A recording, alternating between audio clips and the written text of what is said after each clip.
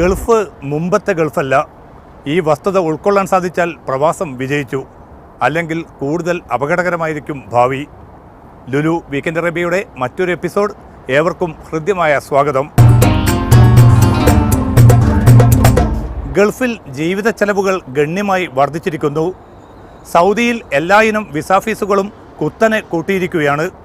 വീട്ടുവാടക, വൈദ്യുതി, വെള്ളം, വിദ്യാഭ്യാസം എന്നിവയുടെ മേഖലകളിലും നിരക്ക് വർധന പ്രകടമാണ്. ഈ സാഹചര്യത്തിൽ ഒരു സാമ്പത്തിക അച്ചടക്കം രൂപപ്പെടുത്താൻ പ്രവാസി സമൂഹത്തിന് സാധിക്കേണ്ടതുണ്ട്. ഇല്ലെങ്കിൽ ഗുരുതരമായ ഭാവിയായിരിക്കും അവരെ തുറച്ചു നോക്കുന്നത്. ഗൾഫ് മാറുകയാണ്. ഒരു ഭാഗത്ത് കുതിപ്പ് മാറ്റമില്ലാതെ തുടരുന്നു, മറുഭാഗത്ത് പക്ഷേ ജീവിതം കൂടുതൽ ക്ലേശഭരിതമാണ്. എണ്ണവില തകർച്ചയും അതിനെ മറികടക്കാൻ ഗൾഫ് രാജ്യങ്ങൾ ബദൽ വരുമാന മാർഗങ്ങൾ തേടുന്നതുമാണ് പ്രവാസികൾക്ക് തിരിച്ചടിയാകുന്നത്. ചെലവ് വർദ്ധിക്കുമ്പോൾ തന്നെ വരുമാന വർധന കുറയുകയും ചെയ്യുന്നു. ഇതിനിടയിൽ വരവ് ചെലവുകൾ ഏകീകരിക്കാൻ പറ്റാത്ത ഗതികേടും. ആയാസരഹിതമായ ഗൾഫ് ജീവിതത്തിന്റെ നാളുകൾ കഴിഞ്ഞിരിക്കുന്നുവെന്ന് ചുരുക്കം. പെട്രോൾ മുതൽ വെള്ളത്തിനു വരെ വലിയ വില കൊടുക്കേണ്ടതാണ് പുതിയ സാഹചര്യം. ഇന്ധന സബ്സിഡി ഏറെക്കുറെ പൂർണ്ണമായും പിൻവലിച്ചു കഴിഞ്ഞു. സർക്കാർ ആശുപത്രികളിലെ ചികിത്സയും പ്രവാസികൾക്ക് അന്യമായി. വൈദ്യുതി നിരക്കും കൂടി. മക്കളുടെ വിദ്യാഭ്യാസ ചെലവും ഉയർന്നിരിക്കുന്നു. കുടുംബവുമൊത്ത് കഴിയുന്നവരുടെ ബജറ്റാണ് ഇതോടെ ആകെ താളം തെറ്റുന്നത്. സൗജന്യമായി ലഭിച്ചു വന്ന പല സേവനങ്ങൾക്കും നിരക്ക് നൽകണമെന്നതാണ് സ്ഥിതി. സർക്കാർ ചെലവുകൾ കുറയ്ക്കാനും ബദൽ വരുമാന സ്രോതസ്സുകൾ കണ്ടെത്താനും IMF അടിക്കടി നിർദ്ദേശിച്ചു വരുന്നു. മിക്ക ഗൾഫ് രാജ്യങ്ങളും അത് ഏറ്റെടുത്തു കഴിഞ്ഞു.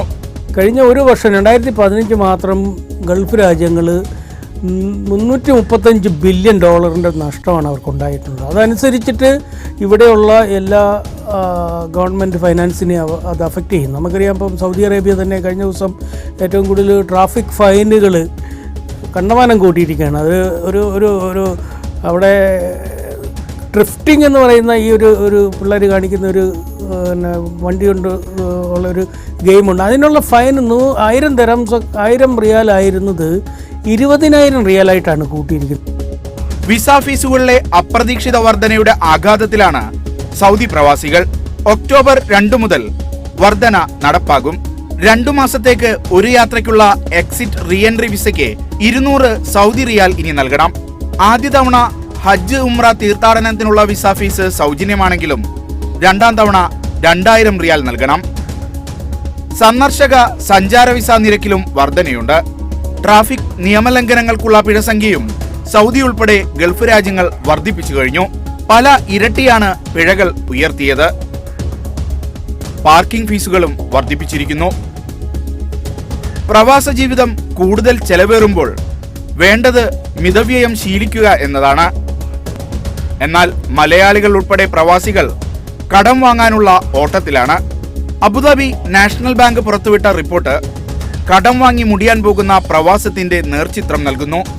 UAE താമസിക്കുന്നവരുടെ മൊത്തം കടം കഴിഞ്ഞ വർഷം 40,000 കോടി ദിർഹമായിരുന്നുവെങ്കിൽ 2016 ഇത് 7% വർദ്ധിച്ച് 43,000 കോടി ദിർഹമായി. ക്രെഡിറ്റ് കാർഡ്, കാർ വായ്പ, വ്യക്തിഗത വായ്പ, വാണിജ്യ വായ്പ തുടങ്ങിയവയെല്ലാം ഉൾപ്പെട്ടതാണ് കടത്തിന്റെ കണക്ക്.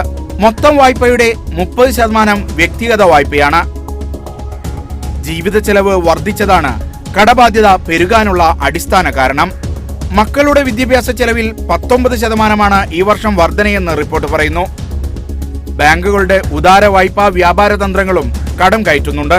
ബാങ്കുകളും ഈ ഫൈനാൻഷ്യൽ കമ്പനികളും ഒക്കെ ഏറ്റവും ഉദാരമായിട്ടുള്ള കടങ്ങൾ കൊടുക്കാനായിട്ട് അവരെ ഓടിച്ചിട്ട് ആളുകൾക്ക് ഓഫർ ചെയ്യുകയാണ്. പ്രോപ്പറായിട്ട് തിരിച്ചടയ്ക്കാൻ കഴിവില്ലാത്തവർക്ക് പോലും 1 ലക്ഷം, 2 ലക്ഷം, 3-4 ലക്ഷം ദിർഹംസ് ഒക്കെ കൊടുത്തിട്ട് പെട്ടെന്ന് ജോലി പോകുമ്പോൾ ഇവരെല്ലാം ഒരു വലിയൊരു പ്രതിസന്ധിയിലാകും. പൈസ ഇവിടെ 3 മാസത്തെ 1 മാസം 2 മാസം ഇൻസ്റ്റാൾമെൻറ്റ് അടച്ചില്ലെങ്കിൽ അത് ക്രിമിനൽ കേസായി അവരൊക്കെ ജയിലിൽ പോകേണ്ട സിറ്റുവേഷൻ ഉണ്ട്. അതൊക്കെ അവോയ്ഡ് ചെയ്യാൻ വേണ്ടി ഒന്നുകിൽ ആളുകൾ ഇവിടുന്ന് ബിസിനസ്സൊക്കെ നിർത്തിയിട്ട് ഓടിപ്പോകും, അല്ലെങ്കിൽ അവർ ആത്മഹത്യ ചെയ്യും, അല്ലെങ്കിൽ വേറെ എല്ലാ കുറ്റകൃത്യങ്ങളൊക്കെ ചെയ്യും. അപ്പോൾ ഏറ്റവും കുറഞ്ഞത് നമ്മുടെ അംബാസഡർ കഴിഞ്ഞ ദിവസം പറഞ്ഞ പോലെ കഴിയുന്നത്രയും അത്യാവശ്യം ഉണ്ടെങ്കിൽ മാത്രം കടം മേടിക്കുക. സാമ്പത്തിക അച്ചടക്കമാണ് ഇപ്പോൾ വേണ്ടത്. സാമൂഹിക പ്രവർത്തകർക്കും മാധ്യമങ്ങൾക്കും ഇവിടെ വലിയ റോളുണ്ട്. ഒരു കാര്യത്തിൽ വീക്കെൻഡ് അറേബ്യയ്ക്ക് അഭിമാനമുണ്ട്. പിന്നിട്ട 175 എപ്പിസോഡുകളിലൂടെ ഞങ്ങൾ ശ്രമിച്ചത് പ്രവാസികൾക്കിടയിൽ നവജാഗ്രത ഉറപ്പാക്കാനായിരുന്നു. അതിന് നിങ്ങൾ വോട്ടെടുപ്പിലൂടെ നൽകിയ പിന്തുണയാണ് ഏഷ്യാവിഷൻ ടെലിവിഷൻ പുരസ്കാരത്തിലൂടെ പോയ വാരം ലഭിച്ചത്. ഗൾഫിലെ ഏറ്റവും മികച്ച ഷോയ്ക്ക് ലഭിച്ച ഈ പുരസ്കാരം ജീവിതം കരുപിടിപ്പിക്കാൻ വിയർപ്പൊഴുക്കുന്ന പ്രവാസ ലോകത്തെ മുഴുവൻ മനുഷ്യർക്കുമായി സമർപ്പിക്കുകയാണ്. ഗൾഫ് മേഖലയിൽ ജീവിക്കുന്ന വളരെ സാധാരണക്കാരായിട്ടുള്ള മനുഷ്യർക്ക് വേണ്ടി ഈ പുരസ്കാരം സമർപ്പിക്കുകയാണ്. നന്ദി പ്രിയപ്പെട്ടവരെ, 1000 നന്ദി.